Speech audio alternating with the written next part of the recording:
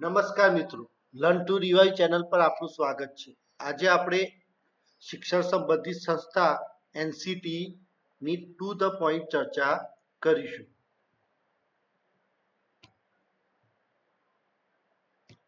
NCT નું પૂરું નામ છે national council four teacher education, જેને રાષ્ટ્રીય શિક્ષક પ્રશિક્ષણ પરિષદ તરીકે પણ ઓળખવામાં આવે છે. તેની સ્થાપના 17 ઓગસ્ટ 1995માં કરવામાં આવેલી હતી. તેની ટેગલાઇન સ્લોગન છે ગુરુ ઋતમો ધામ. મહાભારતમાંથી આ ટેગલાઇન લેવામાં આવેલી છે, જેનો અર્થ થાય છે ગુરુ શિષ્યને મનુષ્યત્વથી દેવત્વ તરફ લઈ જાય છે.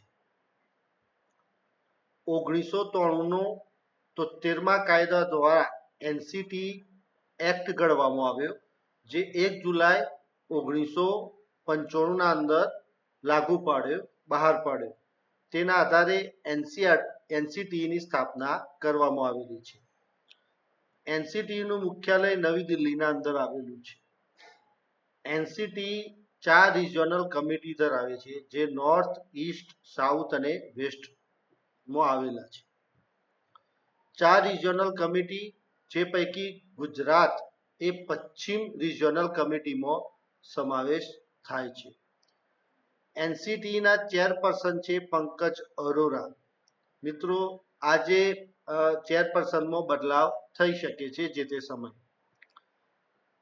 આ રિજિયોનલ કમિટી અંતર્ગત તેમાં પ્રાદેશિક કેન્દ્રો સ્થાપવામાં આવેલા છે, જેના 4 પ્રાદેશિક કેન્દ્રો છે: બેંગલુરુ, ભોપાલ, ભુવનેશ્વર અને જયપુર. એટલે આપણે સમજી શકીએ કે ભાઈ ગુજરાત પશ્ચિમમાં એ જે ભોપાલમાં આવેલ પ્રાદેશિક કેન્દ્ર રિજિયોનલ કમિટી સાથે સંકળાયેલું છે. એટલે ગુજરાતમાં કોઈ પણ શિક્ષણ સંબંધિત સંસ્થાની કોઈ મંજૂરી અથવા કોઈ બાબત વિશે કામ કરવાનું થાય તે ભોપાલથી મંજૂરી લેવી પડે. એનસીટીના ઉદ્દેશો છે શિક્ષક પ્રશિક્ષણ પ્રણાલીને સમાન અને નિયંત્રિત કરી ઉન્નતિ કરવી. એટલે કે મૂળ કામ અહીંયા આપણે ખાસ ધ્યાન રાખીશું, એનસીટીની વાત થાય તો ત્યાં શિક્ષક પ્રશિક્ષણને ધ્યાનમાં રાખવાનું. એક જ શબ્દ કે શિક્ષક પ્રશિક્ષણ. હવે શિક્ષક પ્રશિક્ષણ એટલે શું? તો શિક્ષકોની લાયકાત બનવા માટે આપણે જે કંઈ પણ લાયકાત હાંસલ કરવી પડે, કે BEd, MEd, DLEd, special education સાથે સંકળાયેલી સંસ્થાઓ, તો આ બધા જે શિક્ષક પ્રશિક્ષકનું કાર્ય કરતી હોય છે, તો તેમનું સમાન અને નિયંત્રિત કંટ્રોલ કરવાનું કામ કરે છે. ઉદ્દેશ: શિક્ષક પ્રશિક્ષણ પ્રણાલીના ધારાધોરણોને ગુણવત્તાસભર બનાવવા. જેમ જેમ સમય જાય તેમ એના ધારાધોરણોને ગુણવત્તાસભર બનાવવાનું મુખ્ય ઉદ્દેશ છે. પૂર્વ પ્રાથમિક, પ્રાથમિક, માધ્યમિક, ઉચ્ચ માધ્યમિક, અનૌપચારિક, અંશકાલીન, પ્રૌઢ શિક્ષણ અને દૂરવર્તી શિક્ષણ માટે પ્રશિક્ષણ આપવું અને તેમાં સંશોધનો કરવા. તો અહીંયા તમામ પ્રકારનું શિક્ષણનો અહીંયા સમાવેશ થઈ ગયો કે પૂર્વ પ્રાથમિક, પ્રાથમિક, માધ્યમિક, ઉચ્ચ શિક્ષણ, અનૌપચારિક, અંશકાલીન શિક્ષણ, પ્રૌઢ શિક્ષણ, દૂરવર્તી શિક્ષણ. મિત્રો, અહીંયા ખાસ ધ્યાન રાખીશું કે અહીંયા ટેકનિકલ શિક્ષણનો સમાવેશ આમાં ના થાય. ટેકનિકલનું એઆઈસીટીઈ જે કહેવાય છે, ઓલ ઇન્ડિયા કાઉન્સિલ ઓફ જે ટેકનિકલ એજ્યુકેશન જે કહેવાય છે, એની અંતર્ગત કામ કરે છે. એટલે ટેકનિકલ શિક્ષણ સિવાય તમામ પ્રકારનું શિક્ષક પ્રશિક્ષણનું કાર્ય અને એમાં સંશોધનો કરવાનો ઉદ્દેશ એ એનસીટીનો રહેલો છે. પછી એના કાર્યો, તો ઉદ્દેશો અનુસાર એના કાર્યો પણ છે કે ભાઈ શિક્ષક પ્રશિક્ષણ અંતર્ગત આવતી તમામ સંસ્થાઓને માન્યતા અને સંસ્થા શરૂ કરવાની મંજૂરી આપવાનું કામ કરે છે. તો આને આપણે સરળ ભાષામાં સમજીએ કે ભાઈ શિક્ષક પ્રશિક્ષણની સંસ્થા, તો માની લો કે કોઈ પીટીસી ડીએલએડ કોલેજની તમારે મંજૂરી લેવી છે, ચાલુ કરવી છે, તમારે બીએડ કોલેજ અથવા એમએડ કોલેજની શરૂઆત કરવી છે, તો તમારે એ સંસ્થા શરૂ કરવી છે તો એની માન્યતા તમારે એનસીટીઈમાંથી લેવી પડે. અને એ માન્યતા આપે તો જ તમે એ સંસ્થા શરૂ કરી શકો છો. જો એનસીટી માન્ય ન હોય તો એ જે તે સંસ્થાની ડિગ્રી બીએડ, પીટીસી કે ડીએલએડ કે એમએડ એ માન્ય ગણાશે નહીં. તો એનસીટીની મંજૂરી ફરજિયાત છે. તો આ મંજૂરી આપવાનું કાર્ય, માન્યતા આપવાનું કાર્ય એનસીટી કરે છે. પછી શિક્ષક પ્રશિક્ષણ સંસ્થાઓની માન્યતા માટેના નીતિ નિયમો એટલે નોર્મ્સ નિર્ધારિત કરે કે ભાઈ આ સંસ્થાઓ છે તો આ સંસ્થાઓની અંદર કેટલો સ્ટાફ જોઈએ, કયા પ્રકારનો સ્ટાફ જોઈએ, કેટલા ઇન્ટેક જોઈએ, કેટલા બાળકોને એડમિશન આપવામાં આવે, જાતિવાર કેટલા બાળકો, તો એ બધા નોર્મ્સ ધારા ધોરણો, કેટલા વર્ષનો કોર્સ હોય, પહેલા બીએડ 1 વર્ષનું તો હવે 2 વર્ષનું, ફરીથી પાછું ઇન્ટિગ્રેટેડ બીએડ ની શરૂઆત થશે ટૂંક સમયમાં. તો આ બધા જે નોર્મ્સ ઘડવાનું કાર્ય શિક્ષક પ્રશિક્ષણ સાથેના એ એનસીટી કરશે. પછી ત્રીજું કાર્ય છે એનસીટી ના નીતિ નિયમો અનુસાર સંસ્થા કાર્યરત છે કે નહીં તેનું સમયાંતરે તજજ્ઞ દ્વારા નિરીક્ષણ કરે છે. એટલે કે ઇન્સ્પેક્શનનું કામ પણ એનસીટી કરશે કે ભાઈ કોઈ સંસ્થાને મંજૂરી આપી દીધી, માન્યતા આપી, કોલેજ શરૂ પણ થઈ ગઈ, પણ એ સંસ્થા આ જે નીતિ નિયમો ધારાધોરણો પ્રમાણે કામ કરે છે કે નહીં તેનું અમુક ચોક્કસ સમયે એનું ઇન્સ્પેક્શનનું કાર્ય પણ એનસીટી કરે છે.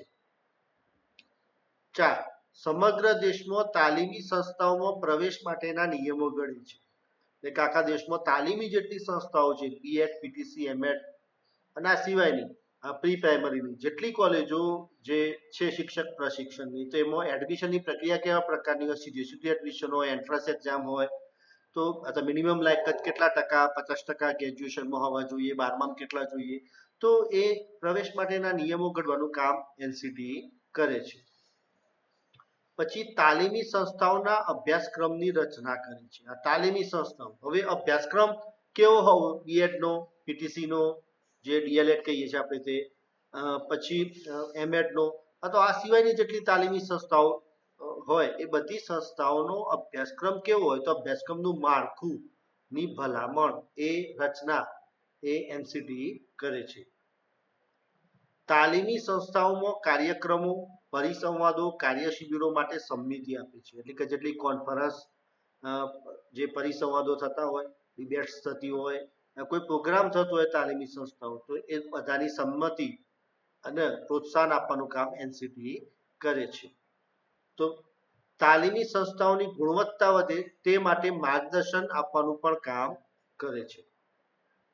તો મિત્રો આ હતા એનસીટીના મુખ્ય કાર્યો. હવે એનસીટી નો એનઈપી 2020 અંતર્ગત પણ કેટલોક રોલ રહેલો છે કે શિક્ષક પ્રશિક્ષણની બાબતની અંદર એનઈપી ના અંદર કેટલાક ઇનિશિયેટિવ નવાચાર શરૂઆત કરેલી છે, જેમાં આઈટીઈપી ઇન્ટિગ્રેટેડ ટીચર એજ્યુકેશન પ્રોગ્રામ કેવો હોય, તો એ હવે ભલામણ તો કરી એનઈપી 2020 કેવો હોય તો એ કામ કરશે એનસીટી. એનસીટી ના ભાગમાં એ કામ આવ્યું કે ભાઈ ઇન્ટિગ્રેટેડ ટીચર એજ્યુકેશન પ્રોગ્રામ કેવો રાખવો, તો એ માટેની જે ભલામણો અને એમાં સંશોધનો એ એનસીટી કરશે.